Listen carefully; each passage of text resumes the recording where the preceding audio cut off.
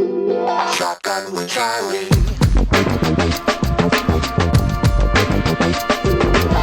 Riding shotgun refers to the practice of sitting next to the driver in a moving vehicle.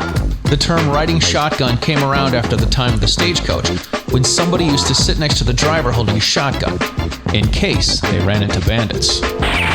My name is Charlie Cook, and I drive a lot. I like to talk to people while I'm driving, so I interview people in my car while I'm driving. Welcome to Riding Shotgun with Charlie.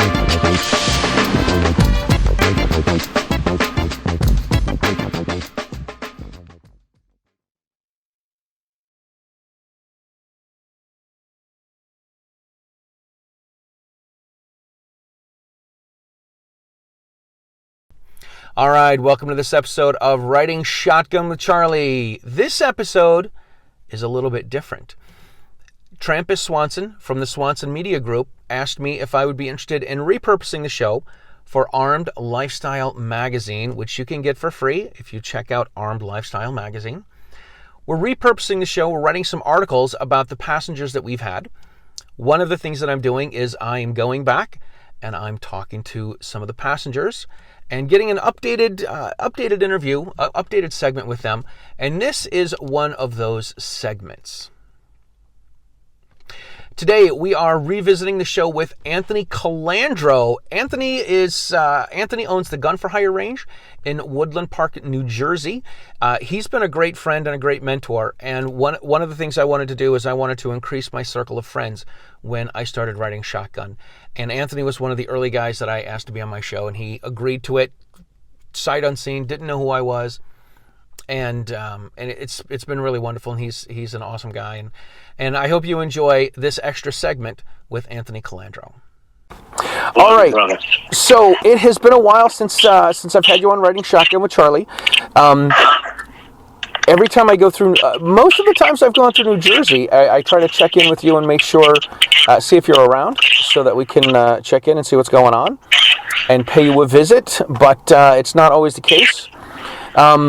You've had a lot of stuff going on over the pandemic. You've written a book. You've opened up a range. Let's talk about all that. So when the pandemic hit, I had 70 employees, 17,000 square foot facility, and our esteemed governor shut us down. And so while we were shut down, I jumped back on writing my book, Crime Proof, Think Like a Criminal, and beat them at their own game.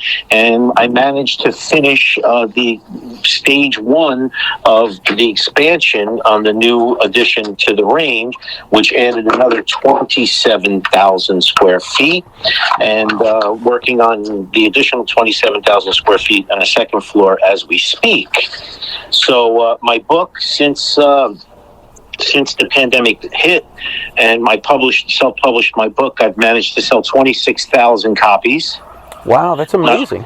Not too shabby, right? Self-published. Yeah. And I'm selling them on Amazon now and Kindle, even though you don't make any money, but you have to partner with the devil if you want to make some money, a little bit at least. And so now we have 4 ranges, 44 ports, tons of training. I'm 15 miles from New York City, and I'm also the vice president of the state NRA Associate Club, and I'm also an NRA board member, which I don't know. We'll get the election results in, I think, May to find out. And, of course, I've been dealing with, I'm 61 years old now. I had a little heart thing happen November of 2020, took care of that. And now, since then, I've had a knee surgery and a back surgery. And now, May 9th, I'm getting a total knee replacement. So it's been a lot of fun. In addition to working, 7 days a week, I work a half a day every day, Charlie. When you're self-employed, 12 hours a day. Yeah, 12 hours is only a half a day. Exactly. Oh exactly. God. My ex-wife married an older man, and he's gotten a couple of new hips and a couple of new knees. And I said, my God, give him a couple of blue pills. He's a new man from the waist down. Yeah, my wife says I have no resale value. That's awesome. That's awesome. That is awesome. So yeah, just trying to stay above water. Obviously, New Jersey is a constant fight. Have my finger on the pulse of the Bruin case out of New York, which in June we'll hear what the majority and minority opinions are on that, and we'll see how it'll affect states like Massachusetts and New Jersey. And obviously in New Jersey, we're still fighting. Our 10-round mag ban repeal is at the Supreme Court waiting for the Bruin case. We have 2 concealed carry cases in New Jersey waiting for the Bruin case, because if Thomas writes the majority opinion, getting rid of probable cause or justifiable need or whatever they call it in each respective state, we're not going to wait New Jersey 15 years to exercise our constitutional right. We're hoping within 6 months we're going to right the wrongs of the past 40 years. So yes, I keep very busy, in and out. I'm fortunate that I only live 2 miles from the range. That's why I'm in and out all the time.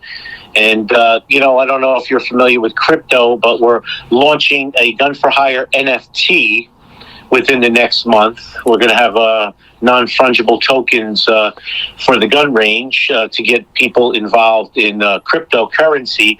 And we also bought property in the metaverse. So we plan on being the first gun range in the United States to launch crypto and the first gun range in the United States to have one in the metaverse.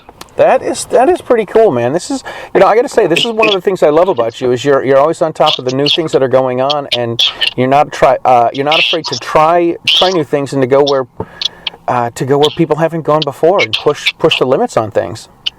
I read in the Wall Street Journal about 8 months ago that Barrett Firearms was issuing an NFT with their firearms, and I'm like, what is this NFT stuff? Yeah. So I went to Barnes & Noble and I bought like 5 books, and I went online and spent countless hours and educated myself, and then I got a couple of pros, and we're launching it soon, which is it's pretty exciting to get into this. And I think it's also interesting that I'll be able to educate a lot of our gun owners and members of the range that are not in that space, because for most people, Bitcoin and Ethereum is scary to all of them. So I think this is a great way to get our gun community aware of this as well.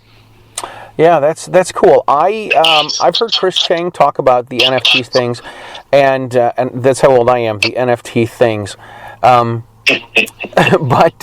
he's talked about it. I can't wrap my head around what it is and what you do with it. The big thing that people want to do with it is you're going to get a 3-dimensional drawing of the Gun for Hire NFT challenge coin, and all people want to put them in is their profile picture on their social media, which is now Instagram, Facebook, TikTok, all of these social media houses. They're going to allow you to upload your 3-dimensional NFT picture. So that's, to me, I guess it's like bragging that you own a single action army cult and posting it on your profile picture, but this makes it much more exclusive. So I dabbled in Bitcoin for a while, and I still own a few, and I sold a few way too early, but I'm always watching. One of the things that intrigues me is that the government hasn't been involved in it up until this point, but now they see it's gone mainstream. So, of course, there's a committee in D.C. that Biden has set up where they're going to figure out how they can overtax cryptocurrency in the transactions. So, shocking. Yeah, for a while it was a way to do things under the radar, and I thought of it. But how cool would it be that I could sell somebody a gun and there's no financial record of it except a blockchain financial record that the government doesn't have their hooks in. Yeah. So that's one of the things that has intrigued me, and we'll see what happens after our esteemed government gets through with rewriting everything. Yeah, no kidding. No kidding. So that's all I've been doing. Cool. Let's talk about the book a little bit. You've pre-pandemic, you've spent a lot of time traveling, and one of the things that I love about the Gun for Hire podcast is you've always got training tips for people, and there was a time for a while that you were doing different sections of the book, you were reading them or talking about them, and people haven't, some people have had a hard time traveling and haven't wanted to travel, but traveling is something that you used to do pretty extensively all over the world. You've been all over the place. Yeah, I've been to about 30 countries. I love to travel. I haven't traveled in over 2 years. Man, yeah, that's a little crazy. Traveling, what do you take with you when you travel, when you're going to places where you can't carry a firearm? I always take a tactical pen. Actually, I take 2 tactical pens. I put one in my little man purse that I carry on, messenger bag, where I keep medicine that I need, any medications or whatever, and my cell phone and a charger and a few other things. But I always have a tactical pen, and I pack in my luggage a spare tactical pen, a small pen knife that I don't care about that I bought in a big box store in case it gets taken away, and I always pack 2 flashlights. And now I don't carry lithium battery flashlights when I travel. I just have 2 Phoenix flashlights that have AA or AAA batteries in them, alkaline, so I don't have to worry about that in the airport. And you can use a tactical pen anywhere. I've flown all over Middle Eastern countries, Europe, South America, and only once flying out of Charles de Gaulle in France, the TSA or whatever they are there took my tactical pen away, and the female said it had a glass break detector on it, but it didn't. In fact, it was just a Schrade pen that I bought online for like $17, and I was like, I'm not going to argue with her.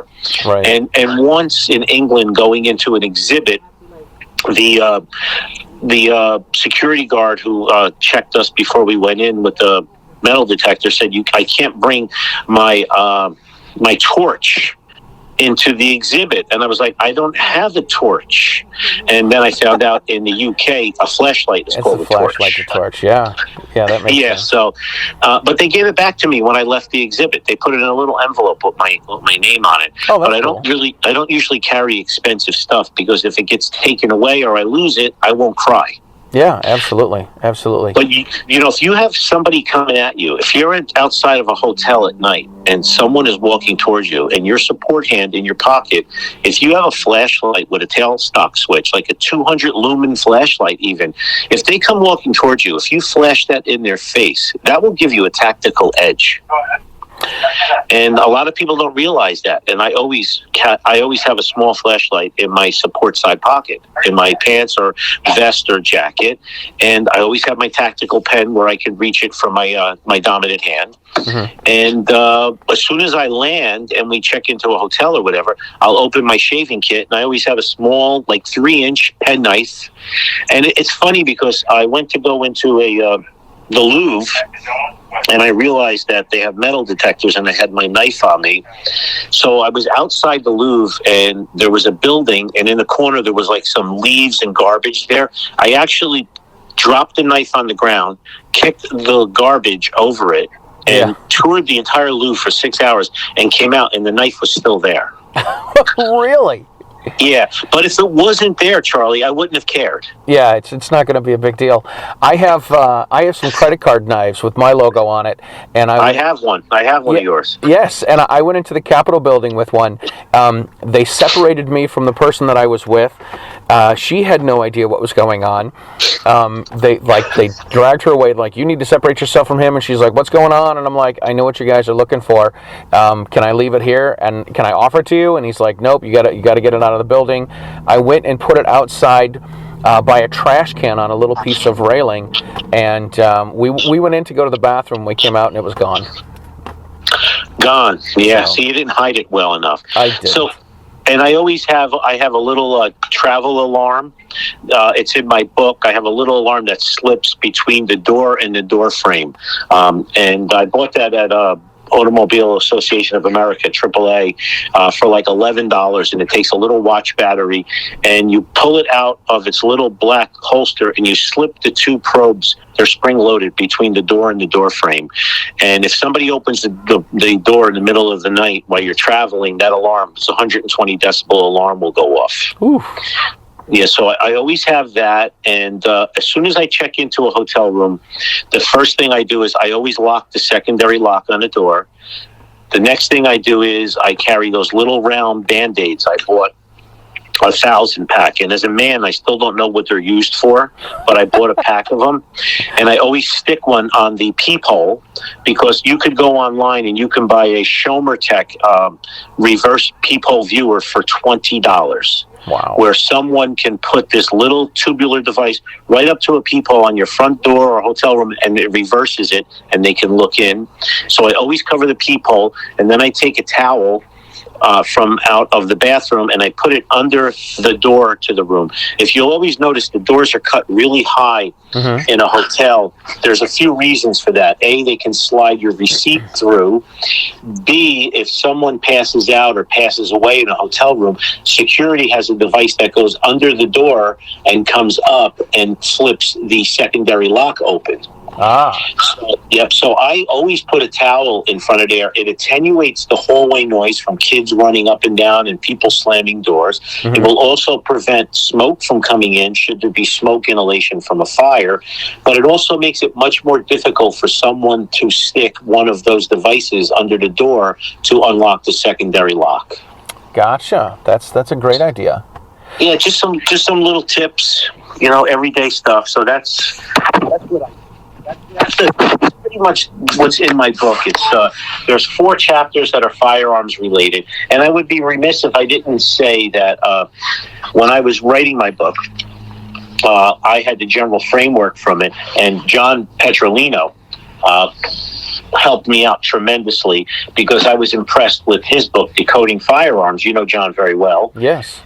And he helped me tremendously with my book. He took it to new heights. Yeah. And then when he was done, hired a professional editor. Then I did a peer review, gave it to 6 people to read who put question marks and notes on. Then back to John Petrolino, then back to me, then back to the professional editor. And then Matt, my guy here, he did all the artwork and the cover and everything. So no easy task, but I believe everybody should write at least one book in their lifetime. And it was really gratifying. And in a few years, I hope to semi-retire, and I want to write another book or 2. I have some more ideas. That's awesome. The tactical pens, do you like the ones that have the glass breaker? Because you said yours did not have a glass breaker, the one that was taken. So domestically, I like the glass break tactical pen. When you're traveling overseas, do not get a glass break tactical pen. On Amazon, Schrade Knife Company makes a very nice aluminum and steel tactical pens. They make 2 versions, ultralight and a light one. They're literally $17. That's what I have in my pocket right now while I'm talking to you. Yeah. And this is the aluminum one I'm carrying now. And it's such a great device. We teach here. We have Atenzia Kali, which are the crazy Filipinos that teach knife and everything. And many, many years ago, I took some Kubotan classes. Right. And then tactical pens started coming out, and I asked them, I said, can you guys come up with a tactical pen curriculum for a class? So we have a 5-hour class that we teach, males, females, everybody. I mean, the pen is so cool because you could carry it on a college campus. You can just about carry it everywhere, and nobody would know what you have. And as far as for pressure points and different striking motions, it is so effective. I think it's definitely a force multiplier, Oh, absolutely. And especially for a female, if you have a daughter or a niece or something, and she's going to school, I just think they're great. By the way, I just looked them up on Amazon. They are now $27. It's been a while since I've ordered them. Right. So they used to be about $17. I don't like to use a tactical pen that says Uzi or Smith & Wesson on it or anything, because TSA, when they see that, they all of a sudden they think, oh, is it a gun? Right. Yeah. Yeah. So I like to stay under the radar as much as possible when it comes to that. There's a lot of hokey, tactical pens out there with DNA collectors on the front and everything. Right. Flashlights built into them. I don't know. I'm just a simple guy. I like just a regular screw barrel type tactical pen. I think it's the most efficient way to have one. And again, at $27, if you lose it, you're not going to cry. Right. It's gone up because of the Joe Biden economy, right? Yeah. Awesome. You got the range expansion. We've talked about some travel tips. We talked about the tactical pens. Anything else? How can we wrap things up? How can people find you and everything that you're up to? Gunforhire.com. Everything is there. Gun for Hire Radio, Gun for Hire Academy, everything we're doing. Crime Proof Book is on the website. It's also available on Amazon and Kindle. If you order my book from crimeproofbook.com, I will autograph it for you when I send it out. Awesome. That sounds great. Anthony, thank you so much for your time, man. It was great to catch up. Charlie, I love you. Keep fighting, brother. Thanks, man. Love you too. Thank you, man. Easy peasy, man. You too, bro. Thanks a lot, dude. Bye-bye. Bye-bye.